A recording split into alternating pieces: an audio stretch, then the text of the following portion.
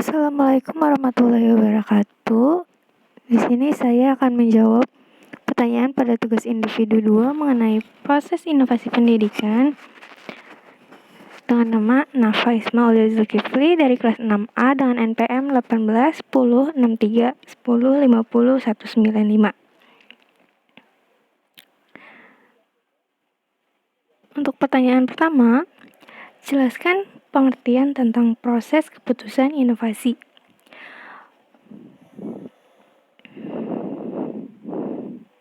Pengertian dari proses keputusan inovasi ialah proses yang dilalui atau dialami suatu individu atau unit dalam mengambil keputusan yang lain.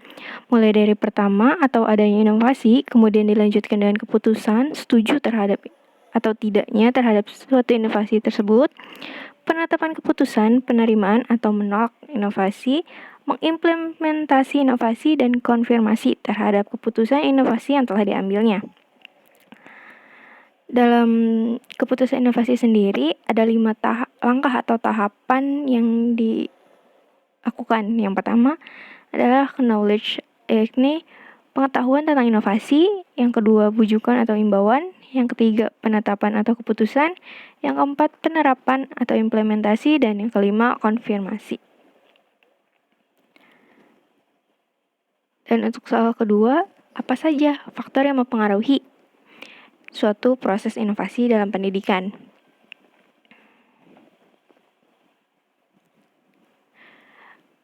Berikut faktor-faktor yang mempengaruhi inovasi pendidikan dalam lingkungan budaya yang mengelilinginya.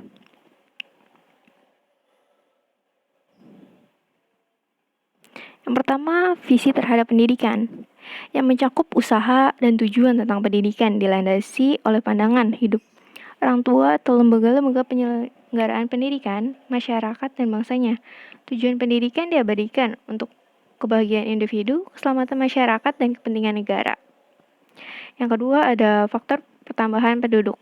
Dengan adanya pertambahan penduduk yang cepat menimbulkan akibat yang luas terhadap berbagai segi kehidupan, utamanya pendidikan. Banyak masalah-masalah pendidikan yang berkaitan erat dengan meledaknya jumlah anak usia sekolah.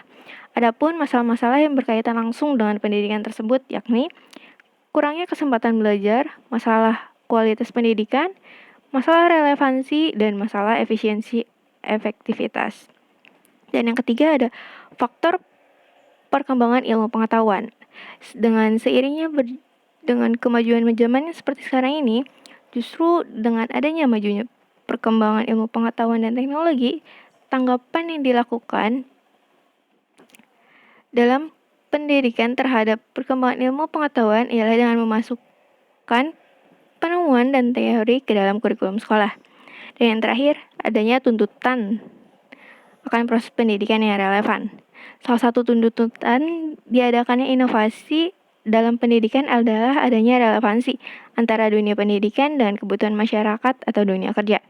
Berkenaan dengan hal tersebut, maka pendidikan dapat diperoleh baik di sekolah maupun di luar sekolah. Permasalahan pendidikan yang kini dihadapi. Nah, dengan adanya proses pendidikan yang relevan dengan kebutuhan masalah yang dihadapi sangat diperlukan untuk mengingat akan keterbatasan dana pendidikan. Selanjutnya ada faktor yang mempengaruhi proses inovasi pendidikan dalam perubahan pendidikan sesuai dengan kebutuhan. Yang pertama dalam proses faktor kegiatan belajar mengajar yang menjadi kunci keberhasilan dalam pengelolaan kegiatan belajar mengajar ialah kemampuan guru sebagai tenaga profesional. Tetapi dalam pelaksanaan tugas pengelolaan kegiatan belajar mengajar, terdapat berbagai faktor yang menyebabkan orang memandang bahwa pengelolaan kegiatan belajar mengajar adalah kegiatan yang kurang profesional, kurang efektif, dan kurang perhatian. Yang kedua, ada faktor internal dan eksternal. Faktor internal yang mempengaruhi pelaksanaan sistem pendidikan dengan sendirinya. Juga inovasi pendidikan ialah siswa. Siswa sangat besar pengaruhnya terhadap suatu proses inovasi. Karena tujuan pendidikan untuk mencapai perubahan tingkah laku siswa. Jadi, siswa sebagai pusat perhatian dan bahan pertimbangan dalam melaksanakan berbagai macam kebijakan pendidikan. Dan untuk faktor eksternalnya yang mempunyai pengaruh dalam inovasi pendidikan ialah orang tua. Orang tua mempunyai peranan dan penunjang kelancaran proses inovasi pendidikan, baik sebagai penunjang secara moral, membantu dan mendorong kegiatan siswa untuk melakukan kegiatan belajar sesuai dengan yang diharap sekolah, maupun penunjang pengadaan dana. Yang ketiga, sistem pendidikan atau pengelolaan dan pengawasan. Dalam penyelenggaraan pendidikan sekolah diatur dengan aturan yang dibuat oleh pemerintah. Nah, di sini terdapat dampak yang menyebabkan keterbatasan kesempatan meningkatkan kemampuan profesionalitas guru serta keterbatasan kewenangan mengambil kebijakan dalam melaksanakan tugas sebagai guru. Dapat menyebabkan guru tidak mampu untuk mengambil kebijakan dalam melaksanakan tugas untuk menghadapi tantangan kemajuan zaman.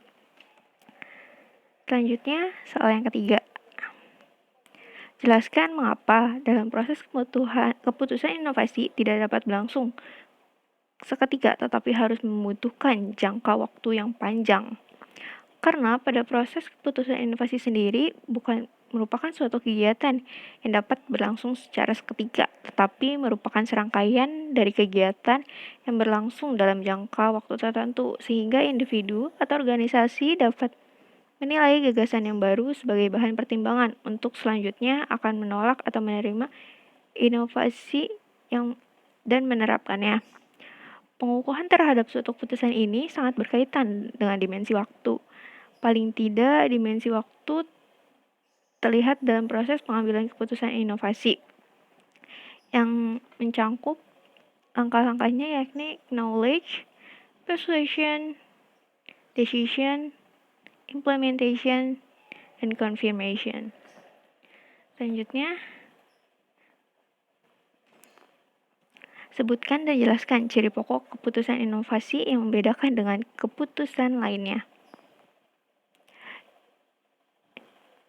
Ciri pokok dari keputusan inovasi merupakan perbedaannya dengan tipe keputusan yang lain ialah dimulai dengan adanya ketidaktentuan uncertainty tentang suatu inovasi.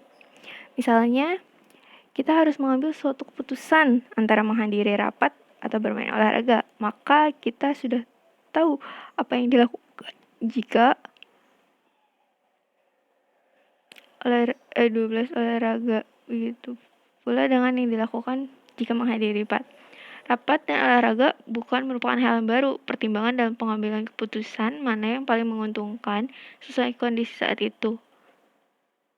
Keputusan ini bukan merupakan suatu keputusan inovasi, tetapi jika harus mengambil keputusan untuk mengganti pengguna minyak dan kompor gas yang sebelumnya belum pernah tahu tentang kompor gas tersebut, maka keputusan ini merupakan suatu keputusan inovasi. Proses pengambilan keputusan mau tidak mau menggunakan kompor tersebut, mulai dengan adanya serba ketidaktentuan tentang itu dan masih terbukanya berbagai alternatif yang mungkin dilakukan. Nah, yang terakhir, Zaltman, Duncan, dan Holbach pada tahun 1973 membagi proses inovasi dalam organisasi menjadi 2 tahap, yaitu tahap permulaan atau intention state dan tahap implementasi atau implementation stage. Jelaskan langkah-langkah pada 2 tahapan, yaitu tahapan permulaan dan tahapan implementasi.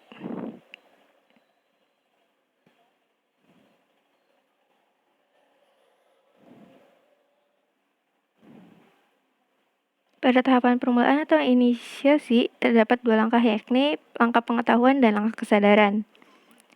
Yang kedua, langkah pembentukan sikap terhadap inovasi. Selanjutnya pada tahap implementasi, yakni kegiatan yang dilakukan oleh para anggota organisasi ialah menggunakan inovasi atau menetapkan inovasi. Dalam 2 langkah yang dilakukan, yakni langkah awal implementasi dengan mencoba menerapkan sebagian inovasi.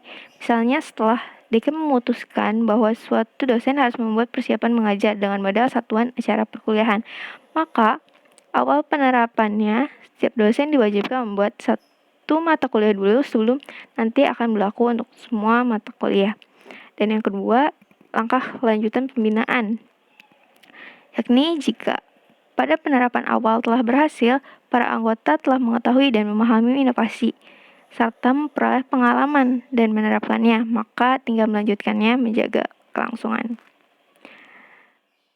Penjelasan dari tahap permulaan initiation stage sendiri, di dalamnya terdapat 3 langkah, yakni langkah pengetahuan atau kesadaran, yakni jika inovasi dipandang suatu ide atau kegiatan atau material yang diamati, baru boleh unit adopsi atau penerimaan inovasi.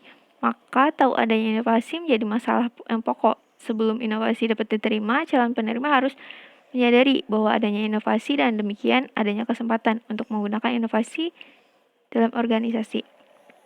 Yang kedua, langkah pendudukan sikap inovasi terdiri dapat 2 dimensi yang ditunjukkan terhadap inovasi, yakni sikap yang terbuka terhadap inovasi, yang kedua memiliki persepsi tentang potensi inovasi, dan yang ketiga adanya pengamatan.